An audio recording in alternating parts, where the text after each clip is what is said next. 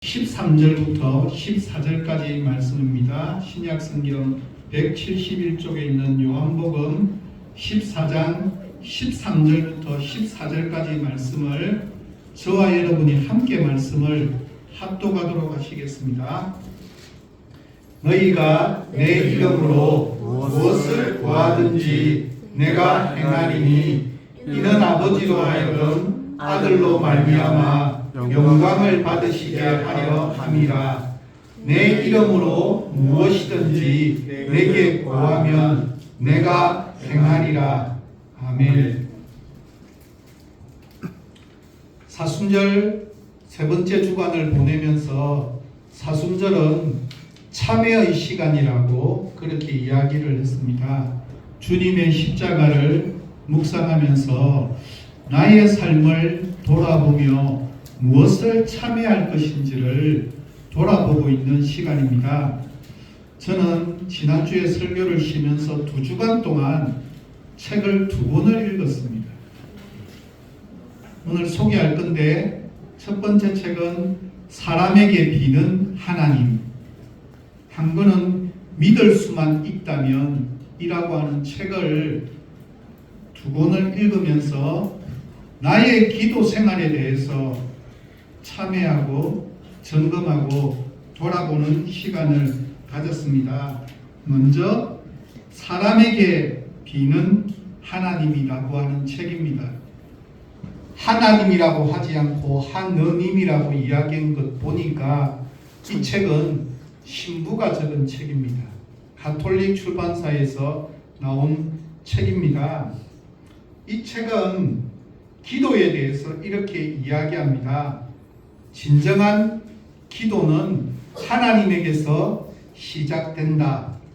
사람이 하나님에게 기도한다고 생각하는가? 기도는 하나님에게 무엇을 구하고자 간청하는 게 아니라 하나님의 말씀을 듣는 일이다. 하나님은 우리에게 더 좋은 것이 무엇인지 아신다. 그분은 우리가 받고자 하는 것보다 더 많이 주고자 하신다. 진정한 기도는 우리가 이를 받아들이는 것이다. 저는 이 글을 읽으면서 많은 묵상을 하면서 말씀이 한 곳 떠올랐습니다. 로마서 8장 34절 말씀입니다. 쉬운 말 성경으로 제가 적었습니다. 우리 함께 읽어보도록 하겠습니다. 정녕 그리스도 예수께서는 우리를 위해 죽으셨을 뿐만 아니라 죽은 자들 가운데서 다시 살아나셔서 지금 하나님의 오른편에 앉아 우리를 위해 간구하고 계십니다. 부활하신 주님께서 우리를 위해서 여러 가지 사역들을 행하고 계시지만 그 중에 특별한 사역이 있다면 바로 우리를 위해서 간구하고 계시는, 기도하고 계시는 분으로 성경은 소개하고 있다는 사실입니다. 기도는 우리의 생각이나 야망, 망상, 자기 암시 같은 것이 아닙니다. 인생을 살아가면서 어떠한 일이 생긴다 할지라도 마음을 다해 충실하게 마주할 수 있도록 하기 위해서 마음을 열고 준비하는 일이므로 사람이 하나님에게 기도한다고 생각하지 말고 하나님이 사람에게 기도하고 계심을 매일 깨닫는 것이 바른 기도라고 책에서 설명하고 있었습니다. 자신의 입장에서 기도하면 진정한 기도라고 할 수 없습니다. 그것은 그저 하나님을 변화시키고자 하는 터무니없는 노력에 지나지 않는다고, 우리가 중요하게 생각하는 것에 대해서 하나님도 관심을 가지기를 요청해서 우리 뜻대로 되기를 바라는 일입니다. 이는 하나님의 마음을 달래어서 그분을 움직이려고 하는 것이고 그분을 흔들어 일깨우려는 것과 다름없다고. 그런데 사실 하나님과 우리의 관계에서 변해야 하는 것은 하나님이 변하는 것이 아니라 나 자신이 변할 수 있어야 한다라고 책에서는 언급합니다. 그래서 기도는 하나님에게 호소하는 것이 아니라 하나님이 들려주시는 말씀을 듣는 것이라고 그렇게 이야기합니다. 저는 이 책에서 이야기하고 있는 의견에 전적으로 동의합니다. 기도하면 할수록 우리의 생각, 우리의 기준이 아닌 하나님의 생각과 하나님의 기준이 무엇인지를 깨닫고 발견하는 게 기도가 되어질 수 있어야만 합니다. 두 번째 책입니다. 국제 라브리 공동체 회장을 맡았고 현재는 네덜란드에 있는 라브리 공동체 공동대표를 맡고 있는 신학자 빔 리트게르트라고 하는 사람이 적은 믿을 수만 있다면 이라고 하는 책입니다. 그리스도인들이 뜻밖의 상황을 만나게 되었을 때 어떻게 대처해야 할 것인지를 가르쳐 주고 있는 책입니다. 이 책의 부제는 믿음을 가로막는 감정의 장애물 넘기라고 하는 책입니다. 이 책에서 저는 특별히 오늘 7장에 등장하는 고난과 함께 사는 법 배우기에 대해서 설명하고 있는 것을 좀 요약해서 설명하도록 하겠습니다. 고린도후서 12장 7절에 보면 바울이 육체의 가시에 대해서 설명합니다. 대부분의 주석가들은 그것을 바울이 지니고 있을 것으로 짐작되는 질병과 연결시켜서 해석합니다. 주님을 대적했던 시절에 사울이 다메섹 도상에서 주님께 사로잡힐 때 그는 3일 동안이나 시력을 상실한 적이 있었습니다. 그래서 여기와 연결시켜서 아마도 사도 바울이 안질이 심했었지 않았을까라고 해석합니다. 또 어떤 사람은 편두통이나 우울증, 심지어는 간질로 인해서 힘들어했다라고 해석하는 학자들도 있습니다. 또 그와는 다른 견해도 있습니다.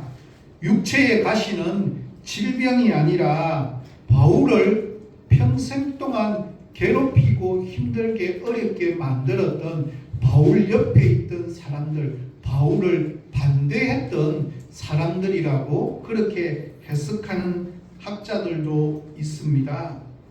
바울은 진심을 다해 자기의 모든 마음을 쏟아내고 사람들을 보살피고 돌봤지만 그럼에도 불구하고 그와 의견이 달라서 바울을 끊임없이 괴롭히게 만들었던 그런 사람들을 가시로 표현했다라고 그렇게 해석합니다.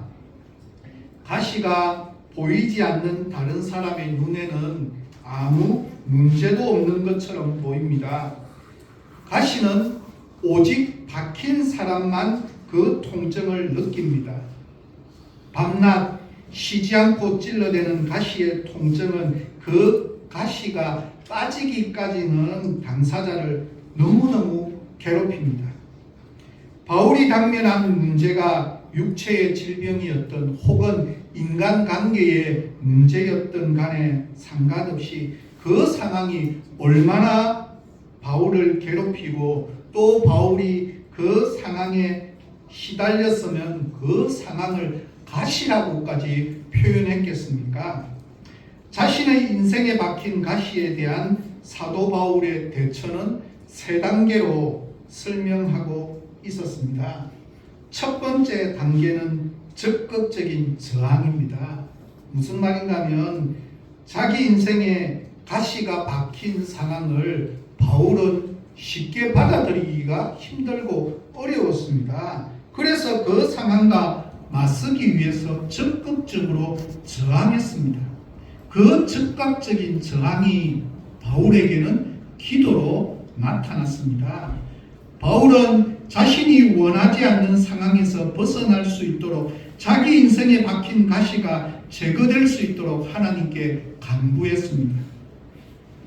바울은 신약 성경에서 제일 많은 건수를 자신의 이름으로 기록된 그리스도인이었습니다. 그가 하나님께 3번 기도드렸다는 것은 단지 이 가시를 제거해 주십시오 라고 하는 말을 3번 되풀이했다는 말이 결코 아닙니다. 어쩌면 40일 작전 기도를 3번 되풀이했는지도 모릅니다. 우리가 정확하게 아는 것은 위대한 바울이 자신의 인생에 박힌 가시가 제거되기를 하나님께 반복하며 간구했다라고 하는 뜻입니다. 우리가 인생길을 걷다가 원치 않는 상황이나 뜻밖의 환경을 맞았을 때 우리는 그 상황으로부터 벗어나기 위해서 하나님께 기도할 수 있습니다. 한 번 기도하는 것으로 그치는 것이 아니라 반복하여 간구할 수 있습니다. 기도는 하나님과 우리를 긴밀하게 연결시켜주는 유일한 끈입니다.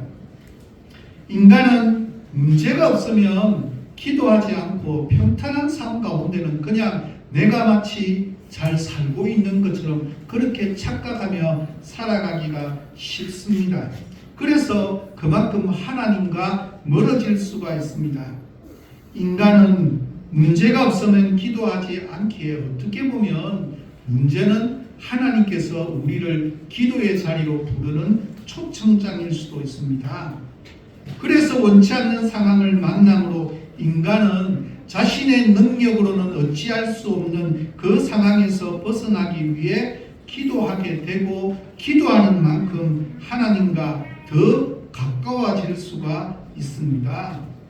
기도를 통해 하나님과 긴밀한 관계를 맺은 사람만 자신의 기도가 응답되어서 원치 않는 상황에서 벗어나게 된다 할지라도 하나님을 외면하는 교만에 빠질 수 있지 않기 때문에 자신의 기도가 응답되지 않을 경우에도 그 다음 단계로 나아가는 성숙한 그리스도인이 될 수가 있습니다.